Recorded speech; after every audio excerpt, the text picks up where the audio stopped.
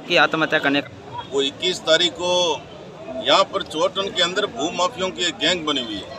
वो लोगों के घर खाली कराते हैं, विशेषकर अनुसूचित जाति गरीब दलित लोगों के घर खाली कराना, धमकी देना, परेशान करना।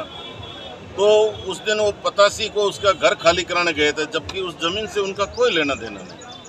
जमीन पुरुषोत्तम जी सेठ ने कोई एक स्टे लिया है और इन धमकी देने वाला सूराराम एंड कंपनी का कोई लेना देना नहीं था। ये सूराराम वगैरह वहाँ गए और केवल मात्र उस जमीन को खाली करके फिर और लोगों को बेचना इन भूमाफियों का काम है।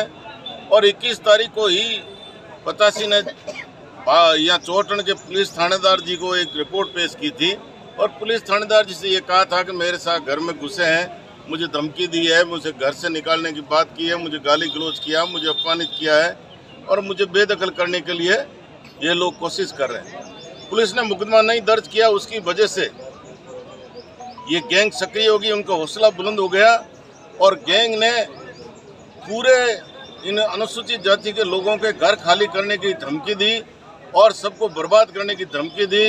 इसकी वजह से ये हंजारी राम जो गवारिया था, दलित युवक था, वो 1.5 उम्र का आदमी था, उसने जो इनसे परेशान और तंग होकर के आत्महत्या कर दी है।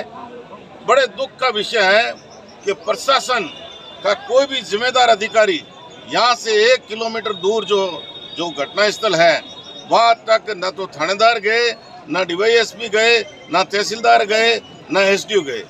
एक भी जिम्मेदार अधिकारी नहीं गया और सरकार के अंदर सरकार कहती है कि हमारे अधिकारी बहुत ही सावचेती से काम कर रहे हैं।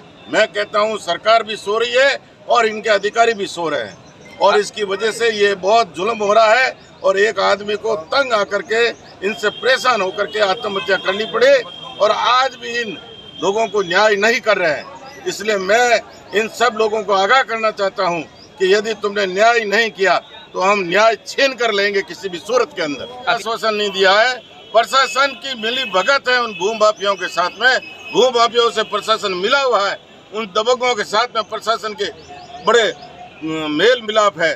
इसकी वजह से इन गरीब लोगों को न्याय देने में वो रोड़ा अटका रहे हैं। आंदोलन करेंगे और न्याय लेके रहेंगे हर हालत के अंदर।